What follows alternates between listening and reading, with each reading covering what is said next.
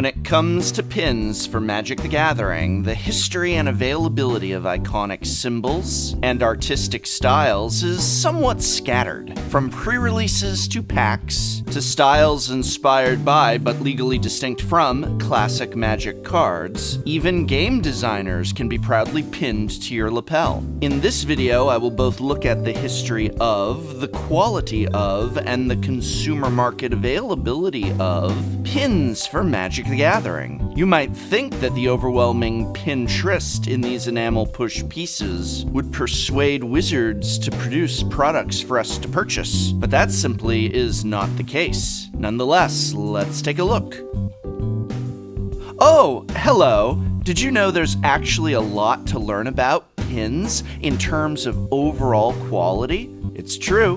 Let's start with the most important lesson in pin-u-cation, the clutch. There are 3 commonly used clutch types, but out of these, the most common type of clutch is the butterfly clutch. The butterfly clutch is secured by 2 prongs on its side that, when pressed, allow the clutch to slide on and off the pin and allow it to stay somewhat secured. While a butterfly clutch can withhold a reasonable amount of shaking and movement, enough pressure can still cause it to come off. The butterfly clutch was notably used for the specially commissioned Pax Ravnica pins of 2011. These lovely enamel pins were offered as Expo exclusives and featured all 10 guild symbols. Pins themselves are super high quality, clearly depicting each guild symbol in bold colors and ornate style.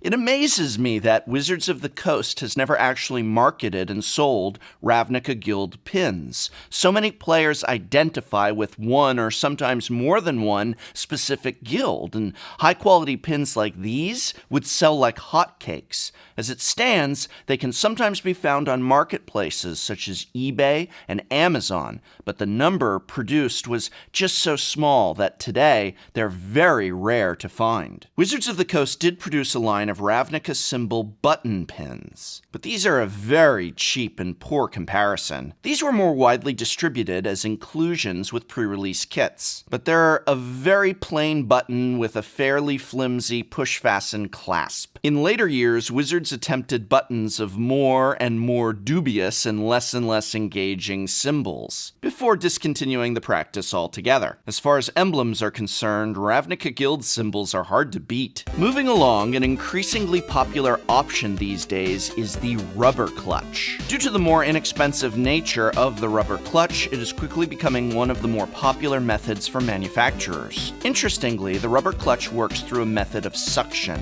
This makes fastening and removing the clutch very easy, as a light press is all it takes. Also, many wearers may find the soft rubber easier on the tips of their fingers than with traditional metal, such as the butterfly clutch. While rubber clutches do hold, they are very susceptible to pressure, and any particularly active wear may be in risk of the clutch not holding pins securely. Rubber clutches these days are commonly used on the penny arcade styled and produced pins that are also naturally found at PAX. Character heads such as Ugin the Spirit Dragon, Garruk, Chandra, and more have been featured over the years for Magic the Gathering. Rubber clutch pins are also used for Pokémon pins. Unlike Magic, Pokémon likes to include pins and figurines in a lot of their supplemental product as a fun throw-in and additional collector's item. Again, I'm very surprised that this idea of creating Magic the Gathering enamel pins along the lines of Pokémon pins has never really been implemented. Magic players love to collect, and a spiffy enamel pin of their favorite character, or even just the current set symbol, could go a long way to making products more appealing. The lesser known but best quality clutch is known as the Deluxe Clutch. The Deluxe Clutch features an actual locking mechanism mechanism in it, offering the best overall security for your pin. A deluxe clutch will not, under any circumstances, come off unless the locking mechanism is released by you. Deluxe clutches lock automatically when the clutch is properly pushed down upon the pin. To release the deluxe clutch, simply pull and push apart the locking mechanism and then remove the clutch. Well, I say simply, but the thing about deluxe clutch pins that could be a con for some people is they actually can be pretty tricky to get on and off.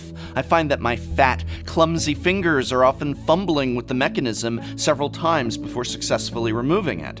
For some, this may be a legitimate concern, but it does help emphasize that with a deluxe clutch, your pin will not, under any circumstances, come undone and be lost. Because the deluxe clutch can increase cost, it is more readily available from actual merchandise sellers, rather than typically found on promotional pins. Cardamajig's Magic the Gathering inspired, but legally distinct from, line of pins utilize them on their Black Lotus, MacLeod, Bumblethopter, and other fun pin-worth ideas. These are also the clutch of choice for Cardboard Cracks illustrated pins. From card game designer, who I hope is legally distinct, to Curious Cat, these are all 1.5-inch sized raised enamel and fantastic quality. And so at least the Cardamajig's MTG themed pins are readily available for consumer purchase, and I'll link them in this video description. But nonetheless, I do very much hope to see the day where officially licensed pins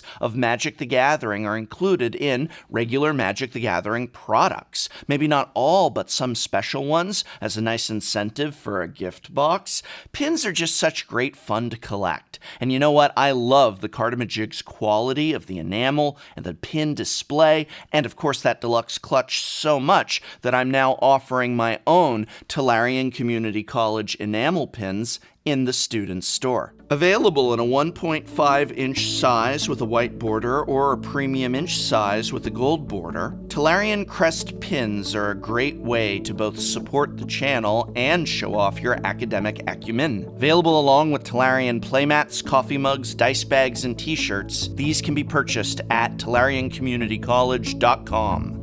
I hope very much this video has been of some interest to you. You can help me out by remembering to like, share, subscribe, or just by leaving a message. If you could have one Magic the Gathering pin featuring any character or design, what would it be? Let me know in the comments below, and maybe we'll see that in some future Magic the Gathering product. We can only hope. And this program was made possible thanks to a sponsorship from Card Kingdom, as well as the Patreon support of viewers such as you. So thank you.